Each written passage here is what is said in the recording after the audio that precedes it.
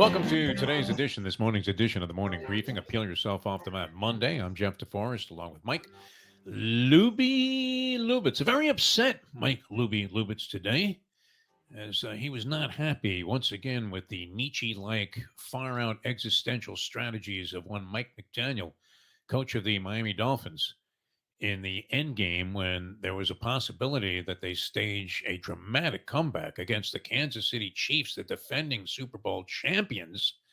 And they had a chance to come all the way back from a devastating 21-0 crush job in the first half when they were barely able to raise a gallop. It seemed like they were training on Gewürztraminer, some awful German wine, before they got to the stadium there in Frankfurt. But nonetheless, they were right there in the ballgame with a chance to either tie or maybe make a ball move. I'm not sure. Judging McDaniel, he probably would have gone for the 2 points there at the end and said, you know what? We're going to live or die with one play. We've got all the momentum. Let's go, men. Let's go. But that didn't happen. And, of course, they didn't run the ball. So Mike Lubie Lubitz very much upset. But did that first half not remind you of one of our theories about what I think is the easiest ball game to hit? If you have even the slightest bit, you don't have to be on the staff of Jim Harbaugh to have a little bit of a scouting advance on this one. Because when teams go to the Hawaii Bowl, and every few years you're getting Hawaii as a home team in its own bowl game. But when teams go to the Hawaii Bowl, Lubie, what have we seen over the years? That one team goes and they show up on the field and they're all business. They're ready to eat glass and run through a brick wall.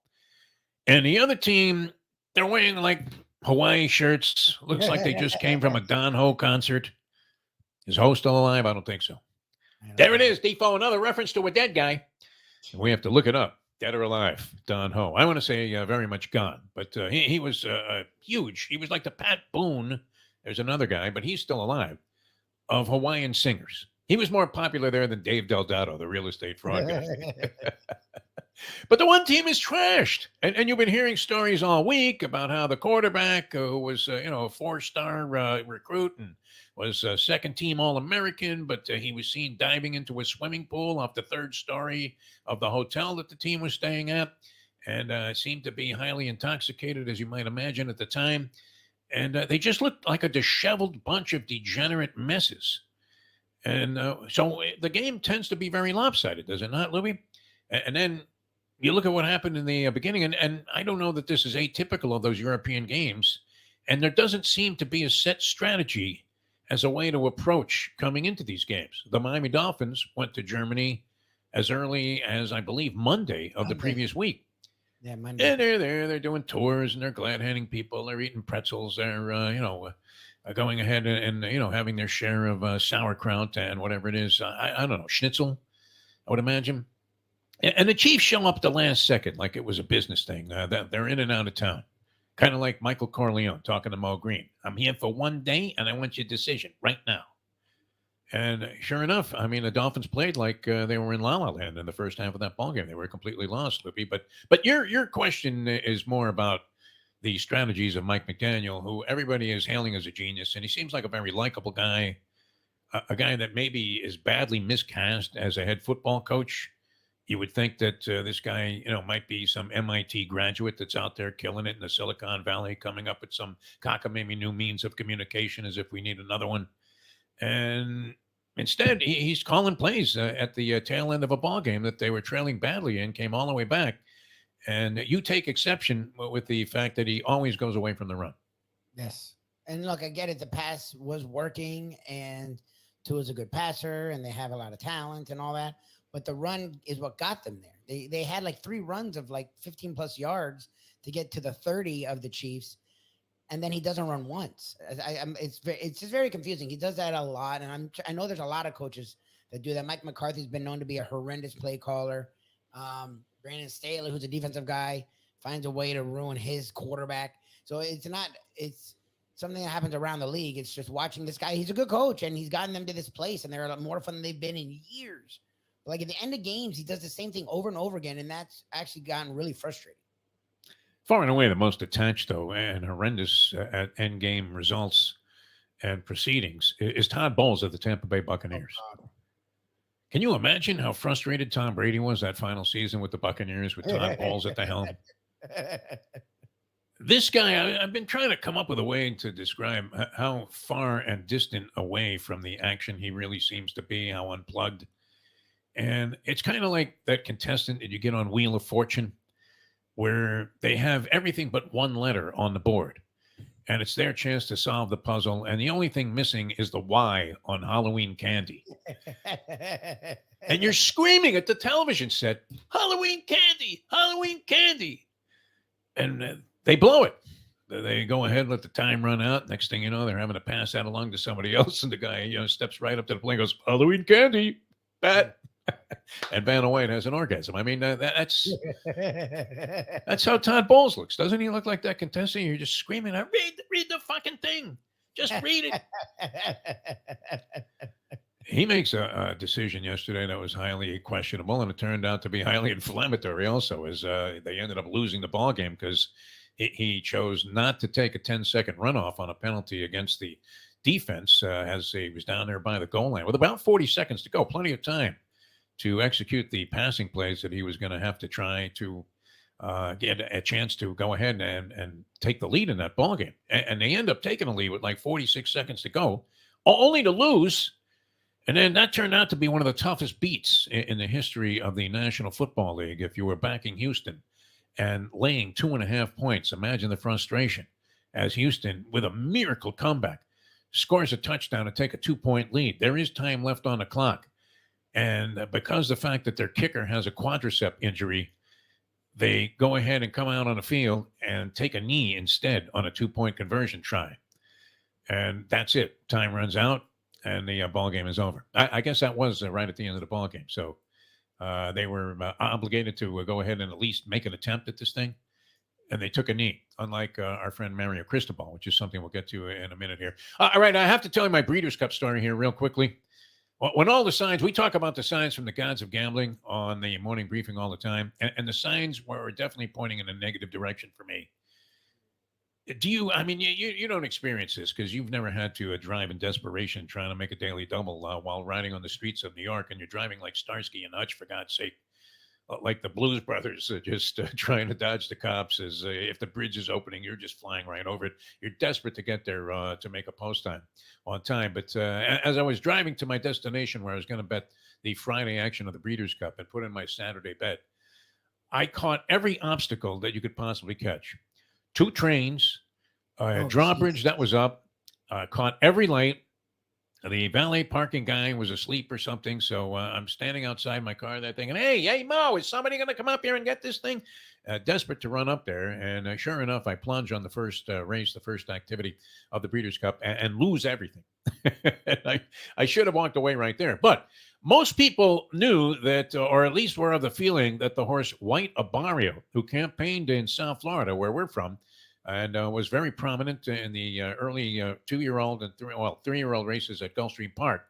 And then went on to win the Breeders' Cup Classic. Is trained by a guy. This is a great story, Lubie.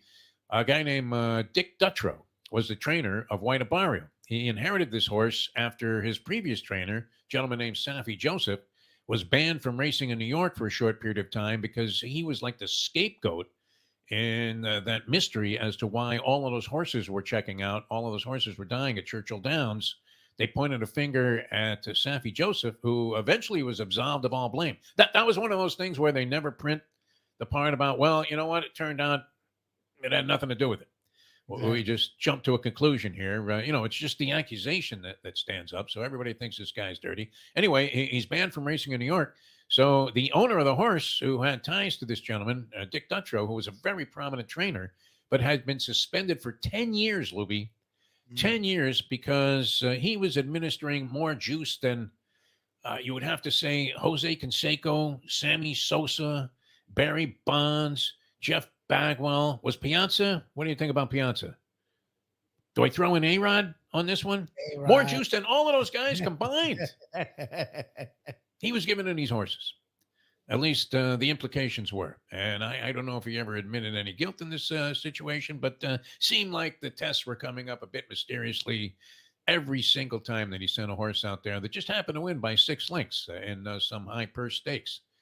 Much like that time we saw, well, you weren't there with me, when we ran into Bob Baffert. It wasn't like one of those things, yeah, well, I ran into Bob, just almost by accident when I was out at Del Mar.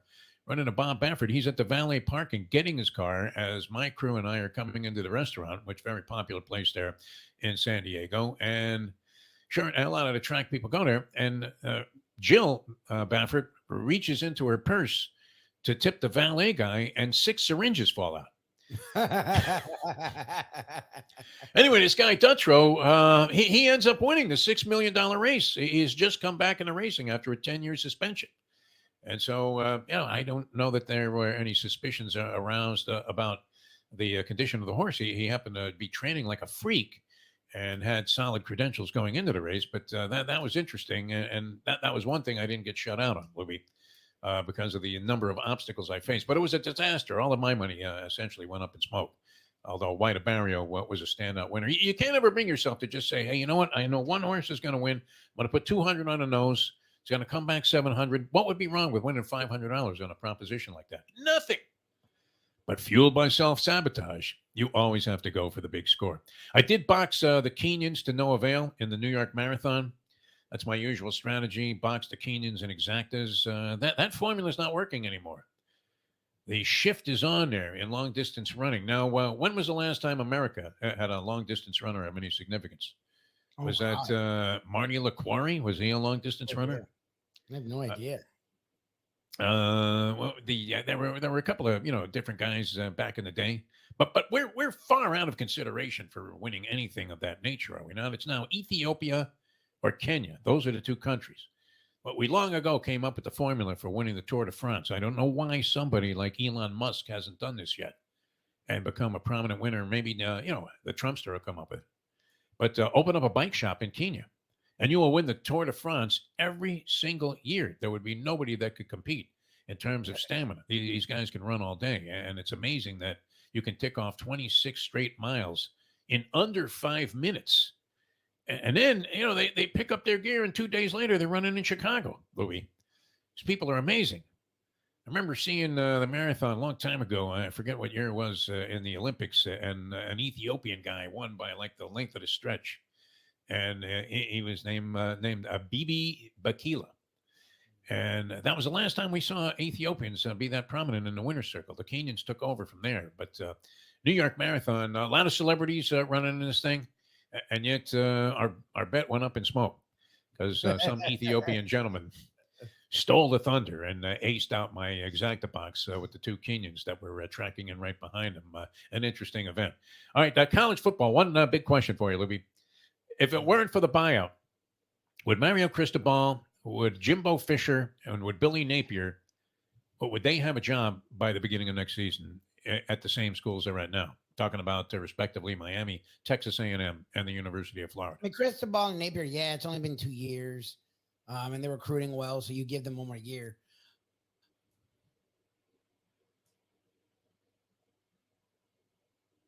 You froze on me there. I don't know if you're still at it or if there you are. Yeah, sorry. I'm here. Jimbo would have been out last year if it wasn't for the buyout. Jimbo's literally only there last year and now because of the buyout. He's not enough oil in Texas to buy out Jimbo Fisher. Can you imagine? The buyout's like 60, 70 million. It's like some stupid ass number that no team's going to want to do. No program, I mean. All right.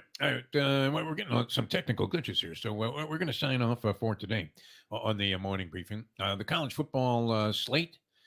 You do have Michigan finally playing somebody. Is Penn State worthy of consideration as being a top flight opponent for Michigan? Will this be a litmus test of whether Michigan is as good as they are heralded to be? Ohio State came up with a victory again. So did Georgia in a key spot.